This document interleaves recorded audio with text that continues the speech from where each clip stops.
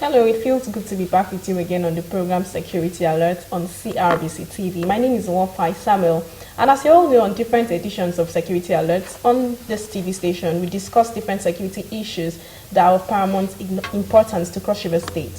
Now, we've actually talked about border communities and security challenges last week. This week, we're going to be focusing on communal conflicts and disputes, the causes and preventions, basically. And to talk with us on this topic, for today, we have the State Security Advisor in person of Mr. REKPENE BASSEY. It's good to have you on the program again. Welcome to the program, sir. Thank you very much, Wofai. You're welcome, sir. We also have the former Attorney General and Commissioner for Justice in person of BARR.LEO AGGREY. BARR.LEO AGGREY, as a matter of fact, is the DJ, State Border Communities Development Commission. It's good to have you on the program, sir. You're welcome. Thank you. Thank you very much, sir. Sir, our focus for today is on communal conflicts and disputes. First and foremost, I'd like us to give a background knowledge on what communal conflicts are. Well, communal conflicts, from the title of the program, are conflicts that occur within communities, particularly communities in the hinterland, and the causes of these are many, from sometimes, land disputes to trivial matters and even crime, and chieftaincy disputes and disagreements. Or any one of these and many more could be the cause of communal conflict. I'll give you an example. Almost on an annual basis, so it has become more or less like a routine. When farming season draws near, we begin to tighten our belt and begin to do what we should do to prevent possible communal conflict. For example, early this year, at one of our meetings, I spoke to His Excellency the Deputy Governor, Barrister Ifeakomom, and I, following one of the Security Council meetings that we had convened, we said, well, farming season is drawing near again, and I think the appropriate thing would be to write to Chairman of Council to try to reinvigorate and revive their, peace and peace committees, security and peace committees, and these committees are usually headed by the vice chairman of the council to try to empower them and also involve the security chiefs, field security chiefs of the Department of State Services, the DPO of the local government, the officer in charge of the Nigerian Security and Civil Defense Corps in the local government, and then the paramount rulers of the areas and other significant elements, and possibly the PSA to the chairman on peace and security. We had to write to them and try to follow up to ensure that they had placed those committees to try to intervene and look into possible conflict areas. But like I said earlier, it could be also as a result of disagreement as to who becomes the next paramount ruler after a particular paramount ruler has died, and or the chief of a particular community, after one has passed on or has traveled, as the chiefs would normally put it, the traditional people rather would normally put it, But then we have had cases, for example, where a young woman had gone to farm and was raped by some criminal element, and then and this became an issue that almost resulted into serious hostilities between two communities, and or even disagreements over a girlfriend between two individuals. And of course, individuals come from families. So when something happens to a particular individual, members of his family would want to react, and whole communities have consequently been involved in some of those situations. And so you have other criminal activities. Sometimes it's the masquerade court, while they are performing, a knife is used, injury is inflicted upon an innocent individual who has just come out to be a spectator, and then there is spontaneous reaction, and there could be a conflagration, and all of these are the causes. Like I said, many more. It could result into communal crisis in the communities at the hinterland. Okay. Yeah. Okay, so I'd like to get more detail. We use the security advisor before we move over to the DG. We talked about the causes of these communal conflicts. Now, are these causes typical, for instance, in Cross River State? Have there been cases like this in Cross River State? One case that is typical in Cross River State will be dispute over farmlands. Okay. Either boundaries or which community was supposed to or is supposed to own a particular land, and which another community is claiming belongs to them, and then for which, for example, in recent times we've had communities in Akom and Ogoja having conflict, over which was supposed to be the boundary, for which BARR.LEO AGGREY has been working on to try to resolve this, working in concert with the chairman of Ogoja and Akom local government and their vice chairman. So, but I would, say it is typical with regards to land dispute. I lived in, Plateau State, for a while, and worked with His Excellency Governor Joshua Daria for a long period of time. In the northern part of Nigeria, I didn't witness, these kinds of land disputes. The kind of crisis and conflicts we witnessed were conflicts and crises associated with, religious divide and disagreement. Okay. But here, I would say yes, peculiar with land. And the extent of peculiarity is reflected in the fact that it is almost an annual routine, an annual ritual. Almost every farming season, disputes with regards to land come up, and we try to stay on top of the situation. Okay. But that's just one part. I also would say that I didn't witness, individuals having conflicts, and the conflict, aggravating or conflagrating to such extent of actual communal hostilities, in places like the, north.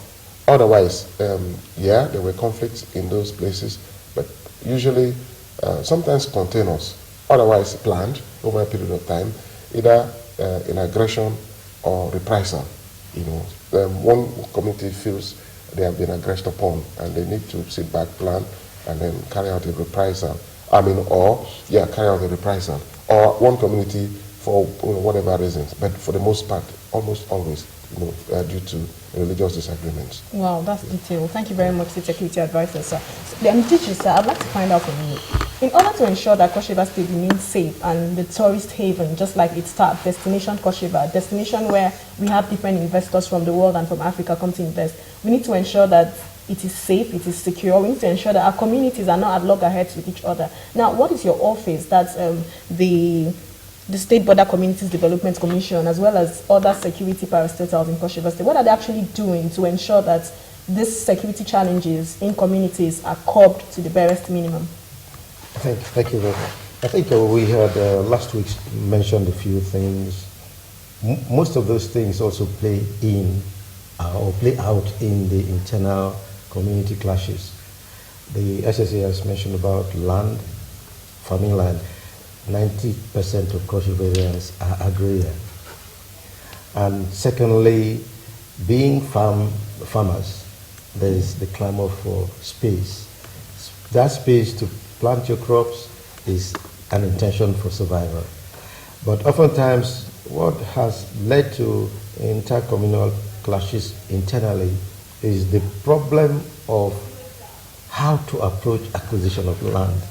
If your community has an extinct land for maybe farming, the best thing is to approach the next community. It doesn't take anything. Okay. The Nigerian setup, and especially Cross River State setup, or where I come from, Ogoja, is as simple as a gallon of palm wine, cola nuts, and at worst maybe they'll ask you now that money has come 1,000 or 2,000 naira, and they'll go and show you a large expanse of land. The problem is that people trying to get those rights that are inalienable but are not theirs. Like I said under Kano Agabi, that's what he has as his motto. Okay. Your rights stop where mine starts. So you should know that as a community, if you don't have land, individuals should move to the next community and acquire land properly. So that failure to acquire land properly leads to somewhat we might describe as forcible acquisition, and those things happen. The SSA has also mentioned a few areas, but I want to say in addition that, yes, we also have, even within small communities, like Ebom, Ebijakara, there is a Supreme Court judgment. Okay. And yet, they went to war. And Ebijakara, the governor is planning today for us to go and resettle them after being, chased out, and their, infrastructures all burnt since about 2006. Those kind of things. There is still that inherent attitude of our people not obeying judgments. The other aspect is growth in population. When our grandfathers were the only people, there were about 30 or 40 of them. Somebody could throw a stone and say, where it stops is where my land is. But there's a population explosion. Maybe there were about 50, 100. Now, a small community that was about 50, 100 people are about 10,000. So there is this problem of space for survival. The only way we can stop those things is to learn the proper approach to get from your neighbor peacefully rather than taking it by force. That is where those things come from. And at the end of the day, where we cannot condescend to make a plea to your brother to give you land, and you want to say, I must collect it by force, there must be crisis. The other one is money bags. The chieftaincy in most areas is being the source of problems communally because money bags have emerged. They want to desecrate the stew. And those things, there are people in the community who will never accept that you come from Lagos, you are a millionaire. So you must, in my community, whether I'm the governor, they won't give me a chieftaincy title. There's none that is given, even if I beg His Excellency Senator Lelimoke to build an upstairs for each person in my community. They would not give me a title because it is not given. But there are areas now that proliferation of chieftaincy is causing problems. And that is also affecting the area in which chieftaincy matters are being brought to cause conflicts. So we must be able to accept basic things. Our people should be able to distinguish between traditional rulership and titular chiefs. Most of those things are arising because we have not been able to distinguish that. If the kingmakers are just given money, they can take the traditional rulership and give to somebody who has no lineage, no blood flowing. And those things can cause the next community to clash. Like in my own community, I have Form 1 and Form 2.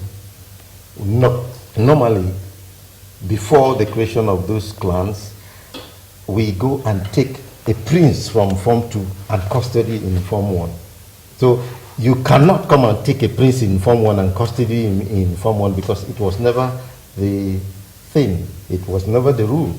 It was never the law. It was never the tradition. But when clans were created, in Form 2 became Mbengpin clan, and Form 1 became Etupu clan. So now they could be able to pick the princes within their own domains to be chiefs. So all these kind of things are always there for us to look at, and if we can stem them, we can stem the internal conflicts. Okay. I think. Let me just chip in, to mention this. In instances, we have had communal crises or conflicts arising from, political factors. Yes. Where candidates, from different communities, individually disagree, and then such disagreement tend to flow down and spills over, and then communities, are daggers drawn, and take each other by the balls, and we have actual positive conflict. That's the thing escalates and gets out of control, rather than by our prompt action to intervene, through the deployment of security. But there's also, I had mentioned this earlier, the crime factor. The crime factor. We've had, significant elements in the community. In fact, rulers who are supposed to be, custodians of truth and the tradition of the people, involving themselves in fraudulent activities. In one community, they had a common purse, and when it came to time to account for how much was in the common purse, those who kept the purse, had apparently developed light fingers and put their fingers in the till, and accountability became a serious problem. Consequently, there were reactions. Some of these reactions are usually spontaneous, and then they just, get out of hand, out of control. So those are the factors that, usually lead to communal crisis. I just thought I should add these two: the political factor and the positive crime factor. Okay. Political factor, positive crime factor, I guess, as well as other factors like religious and so on and so forth. Oh, yeah, well, yeah, of course. Okay. When I talked about the scenario. Yes. We looking at peculiarities, we hardly have those kinds of situations here. But where it sometimes flows down is where we have reprisal actions. For example, we have had cases where in the southeast in Onitsha, people of other religious persuasion, were assailed upon because the people who had to do so felt sufficiently, aggrieved, because they have been bereaved of their loved ones, up north. So they just thought, look, we should, take the laws into our hands and, and do this and do that, in such instances, but again, we don't have those kinds of situations in Cross River. In Cross River, what we do is, once we hear that there's a religious crisis in the north, the first thing we do is we deploy to the areas, where the persons other than perseverance of other religious persuasion are predominant, and try to protect them. We do that immediately, and then we also go talk to them and say to them, look, live within, the limits of peace, and do not, get involved in, any excitement of any kind, or inciting activities of any kind that can cause unrest, so that we're able to protect you. But that's what we do. We love visitors and strangers, and we do everything within the limits of our power to protect them. And we have hardly had those kinds of reprisal attacks happening on account of religious unrest up in the north. Okay. State Security Advisor, sir, I'd like to come to the DG. Now, it's in the records that Cross River State has been a very peaceful state. It's in the records that Cross River State is a role model. It's a model state to other states. Other states want to emulate Cross River State. But now, if you're looking at the citizens of Cross River State, the individuals who are actually inhabiting these communities, does it have directly or indirectly anything to do with their mindsets? Because I think most times, the kind of situations and problems that actually arise from these communities can actually be curbed or managed. But they just allow these things just get out of hand, and they escalate it and make it look like, oh my goodness, it's something that's so big and it's something that's so out of control. Does it have anything directly or indirectly to do with the mindsets of the people who live in these communities? I think I would say yes and no. Most people also have a mindset for crime. And I will say there are individuals in the communities who strive when there is crime. Those people, I always classify them as crisis managers. They are best suited for crime situation. Where there is a dispute, they want to put themselves up as treasurers for contributions, or they want to go and buy arms. Those people, that is the only period they are effective. Nothing outside that is developmental from them to the community, but they want to reap from the contributions of others, and they will want to fan the embers of discord and hype it so that we must go to war because something must fall into his pocket. Those are the, one group of people. The other group of people are the elders.